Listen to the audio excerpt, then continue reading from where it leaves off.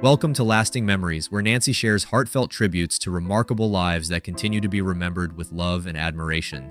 This channel honors unforgettable figures from film, music, culture, and beyond, celebrating the moments, achievements, and influence they left behind.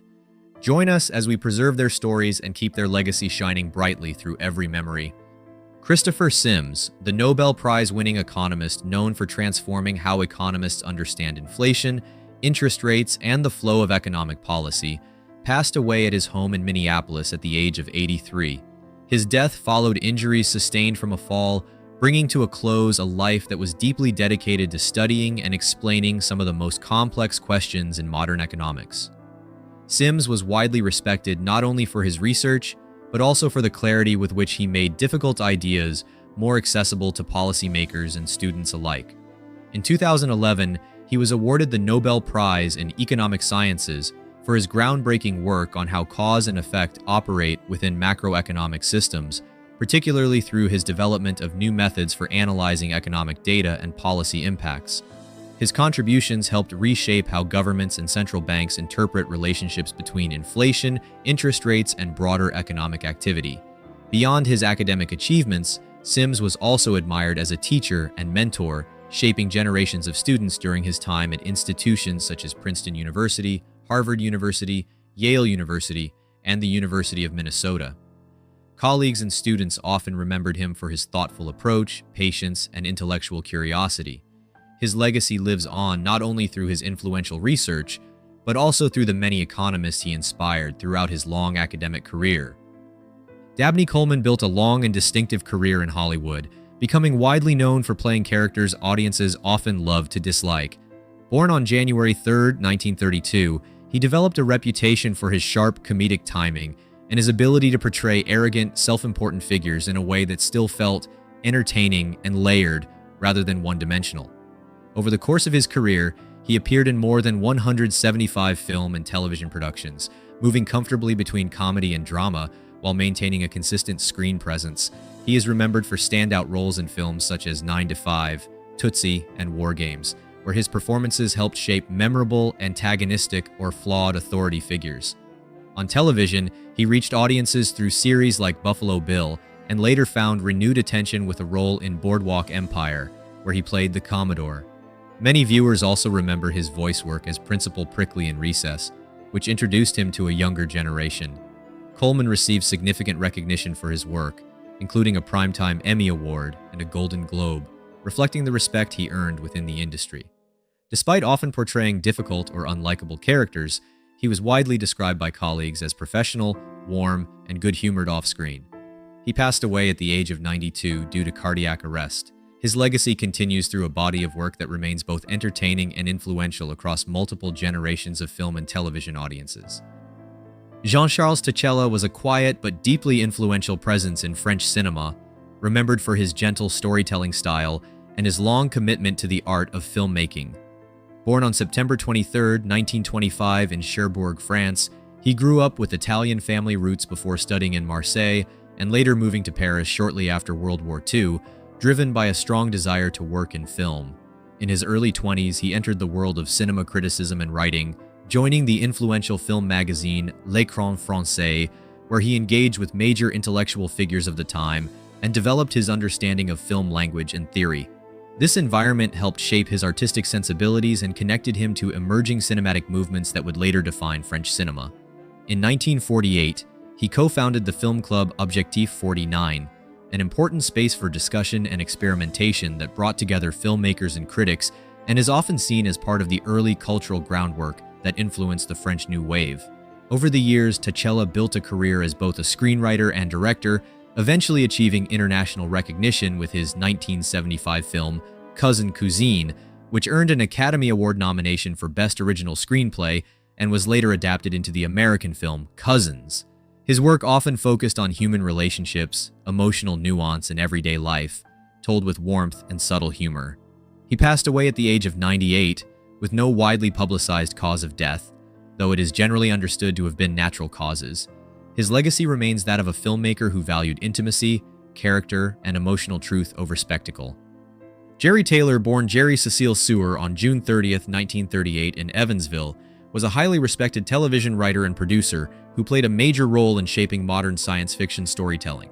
She studied at Indiana University Bloomington and later earned a master's degree in English from California State University Northridge in 1966, building a strong academic foundation that supported her writing career. Before becoming associated with science fiction, she worked on several successful television dramas, including Quincy, M.E., Magnum, P.I., and In the Heat of the Night, where she developed a reputation for strong storytelling and character-driven scripts. Her most influential work came through her contributions to the Star Trek franchise, particularly Star Trek: The Next Generation and Star Trek: Voyager. In these roles, she helped guide major story arcs and character development that shaped the direction of the series. She was especially instrumental in the creation of Captain Catherine Janeway, advocating for a female lead captain, which became a defining moment for the franchise and television representation in science fiction. Jeri Taylor passed away in Davis, California at the age of 86. Her death was reported as resulting from natural causes. She is remembered for her leadership, creativity, and lasting influence on television writing, with a legacy that continues to inspire writers and fans within the science fiction genre. Kathleen Watkins was an Irish broadcaster, harpist, singer, actress, and writer whose career played an important role in the early development of Irish television and cultural media. Born on the 17th of October 1934, she became widely known as one of the first familiar faces of national broadcasting when she joined RTA at its launch in 1961, working as its first continuity announcer. Even before her television career, she had already established herself as a folk singer and harpist, performing traditional Irish music both at home and abroad, and helping preserve its cultural presence. Her work later expanded into acting, including her appearance as Grace Gifford in the 1966 docudrama Insurrection, which added another dimension to her creative career. She also became a well-known television presenter, most notably hosting The Rose of Tralee in 1977, a role that made her one of the few women associated with the event for many years. Alongside broadcasting, she built a strong literary career, writing children's books and poetry collections that reflected her interest in storytelling and Irish culture. She was married to broadcaster Gay Byrne from 1964 until his death in 2019. Kathleen Watkins passed away in Dublin at the age of 90, with no public cause of death disclosed. She is remembered for her pioneering role in Irish broadcasting, her artistic versatility, and her contributions to music, television, and literature. He was born into a world that did not promise anything easily. Welch, West Virginia was not a place where dreams were encouraged to grow loudly.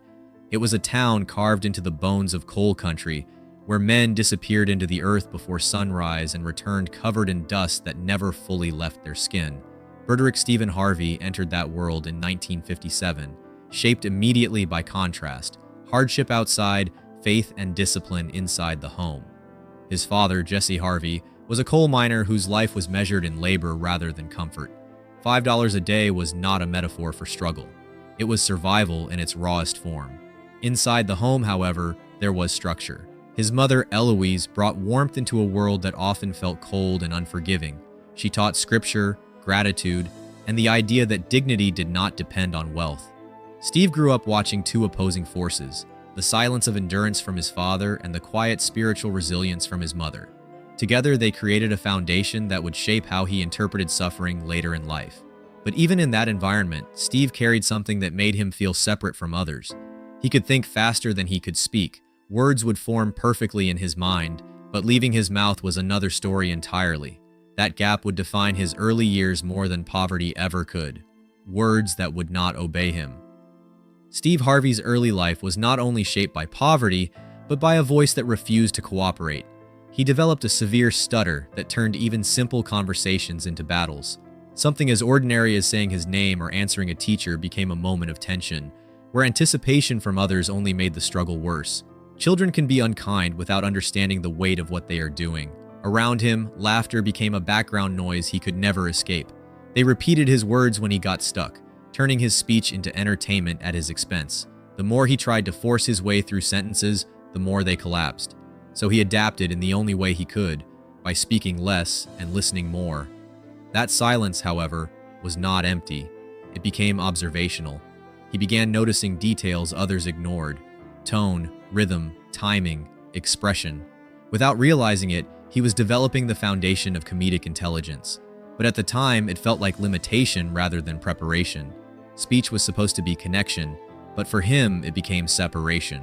And in that separation, he began building something internal that no one else could see yet. The paper that should have ended everything.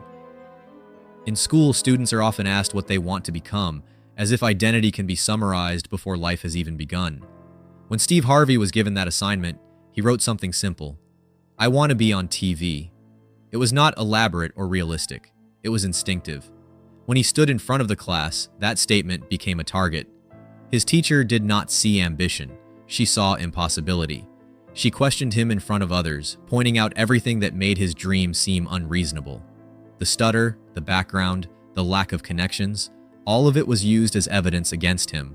The laughter that followed was not just childish amusement, it was reinforcement of limitation. That moment could have easily ended the idea right there. Many dreams die quietly in moments like that, but what mattered more was what happened afterward. At home, his father did not dismiss the dream or laugh at it. Instead, he folded the paper and gave it back with instructions to keep it. Not to rewrite it, not to adjust it, just to keep it visible. It was a small act, but it created a contradiction that would stay inside Steve for years. The world said no, but his father refused to confirm it. Years without direction or certainty adulthood did not immediately bring clarity. Instead, it brought movement without purpose. Steve Harvey moved through jobs the way some people move through cities, temporarily, without attachment. College did not last. Factory work did not last. Insurance sales, carpet cleaning, mail delivery, none of them held him for long. He was not lacking personality. In fact, he had too much of it for the environments he found himself in. People liked him in break rooms and informal spaces. He could make people laugh without trying, but laughter in a workplace is not the same as a future. By his late 20s, he was already carrying the weight of feeling behind schedule. In entertainment, age matters in cruel ways. Most people who make it are discovered young. He was approaching 30 with no clear path forward. He had responsibilities, relationships, and pressure building from every direction. Still, something inside him resisted settling. Even without direction, he kept noticing humor everywhere, in conversations, in tension, in contradiction. He just did not yet know where it belonged. The first step onto an unknown stage comedy was not a planned decision. It entered his life through suggestion rather than ambition. A friend told him he was funny and should try stand-up. It sounded absurd at first. He had never studied comedy, never formally observed its structure, never treated it as a craft, but curiosity is often stronger than certainty. He stepped onto a small stage in Cleveland without a system, without material fully prepared, and without knowing what would happen. What he discovered surprised him. The stutter did not appear the same way under the lights. The rhythm of speaking changed when there was an audience waiting for timing rather than perfection. He was not polished, he was not refined, but he was honest in a way that felt new. His observations about life, relationships, and struggle came out naturally. For the first time, his voice was not being corrected, it was being received. That experience did not instantly fix his life, but it shifted his trajectory. It introduced the possibility that the thing he had struggled with might also become the thing that defined him. Nights inside a car and days inside survival. The transition from discovery to stability did not happen quickly. In fact, it collapsed before it could stabilize. He quit jobs to pursue comedy, believing momentum would carry him forward. Instead, he entered years of instability that stripped life down to its most basic survival elements. He eventually found himself without a home, living out of a Ford Tempo. That car became everything: shelter, storage, refuge, and reminder. Inside it, daily life was organized around necessity rather than comfort. Food was kept in a cooler, sleep was adjusted around parking lots, rest stops, and safe corners of cities that never knew his name. Hygiene became an operation planned around gas stations and timing. He would clean himself quickly, aware that time spent inside those bathrooms was never truly private. Then he would return to the car, put on a suit, and prepare for stage appearances that required confidence he did not feel off stage. The contradiction was extreme. On stage, he was entertaining rooms full of people. Off stage, he was trying to survive another night without stability.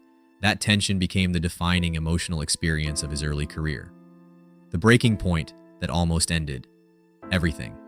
There is a specific kind of exhaustion that comes not from failure, but from repetition of struggle without relief.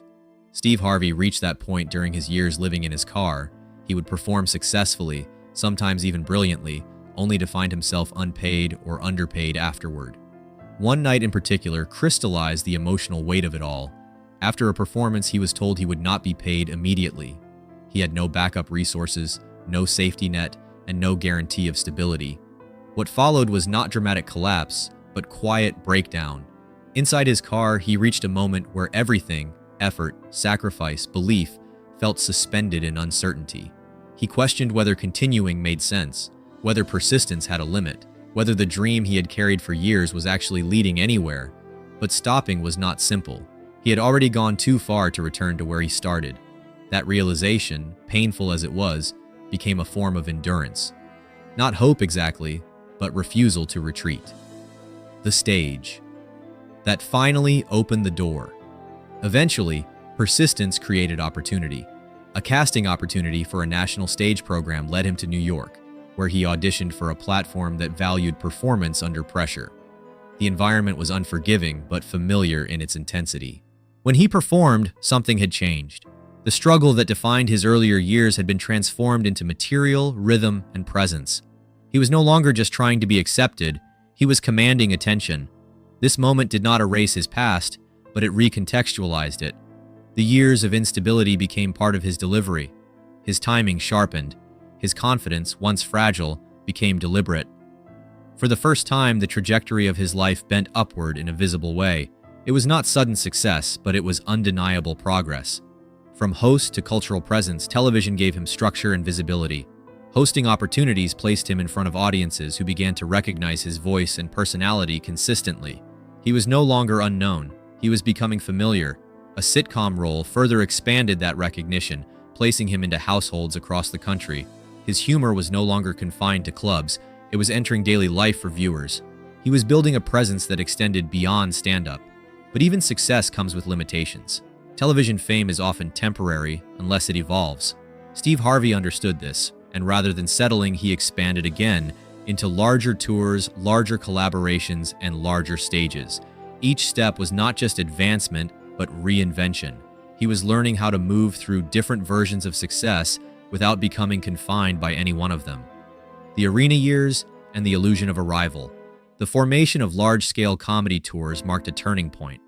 Instead of small clubs, he was performing in arenas filled with thousands of people. The energy was different, the stakes were higher, and the scale was unprecedented for stand-up at the time. He was part of a group that turned comedy into a major touring industry event. These performances were not just shows, they were cultural gatherings. The audience experience became collective rather than individual. From the outside, it looked like a rival. A man who once lived in a car was now commanding massive stages, wearing tailored suits and leading cultural moments. But success does not erase memory, it only builds on top of it. He carried his past into every performance, not as burden, but as foundation. The same experiences that once nearly destroyed him had become the source of his authority on stage. What remains? After the applause. Even after fame, success, and recognition, the underlying truth of his story remained unchanged. Transformation does not eliminate struggle, it reshapes it. The journey from uncertainty to stability was not clean or linear. It was layered, inconsistent, and built on years of endurance. What defines his story is not only achievement, but persistence through extended discomfort. The difference between collapse and continuation was often small, measured in decisions made during exhaustion rather than inspiration. In the end, the most important part of his journey is not the stage, the audience, or the recognition.